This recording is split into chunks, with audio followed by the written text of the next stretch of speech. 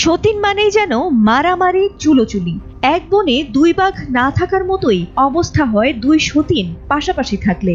সতীন মানেই যেন সাজানো সংসারে অলিখিত যুদ্ধক্ষেত্র, হিংসা, রেষারেষি আর কটু কথার দেয়াল। কিন্তু সেই দেয়াল এবার ভেঙে পড়ল মানবতার কাছে। যেখানে স্বামীর ভাগ কোনো নারী দিতে চান না, সেখানে সতীনের জন্য নিজের লিভারের ৮০ ভাগ কেটে দিতে চাইলেন এক নারী।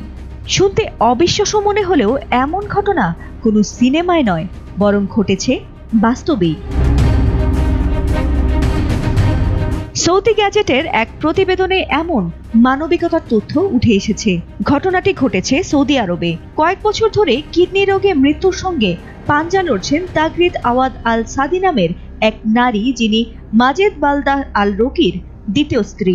অসংখ্য চিকিৎসা, নিয়মিত ডায়ালাইসিস, এমনকি যুক্তরাষ্ট্রে চিকিৎসা শেষ করার পর সব প্রচেষ্টা যখন ব্যর্থ হয়েছে, ঠিক তখনই স্বামী সিদ্ধান্ত নিলেন নিজের কিডনি দিয়ে স্ত্রীকে বাঁচাবেন। ঠিক তখনই ঘটল অবিশ্বাস্য এক ঘটনা।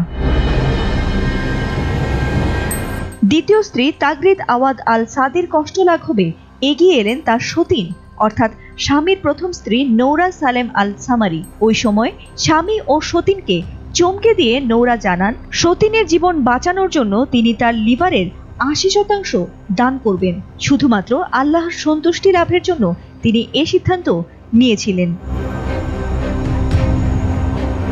মেডিকেল পরীক্ষায় মিলল টিস্যুর সামঞ্জস্যতা।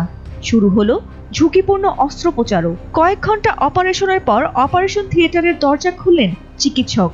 তার মুখে হাসি আর বললেন, দুজনই বেঁচে আছেন, সুস্থ আছেন।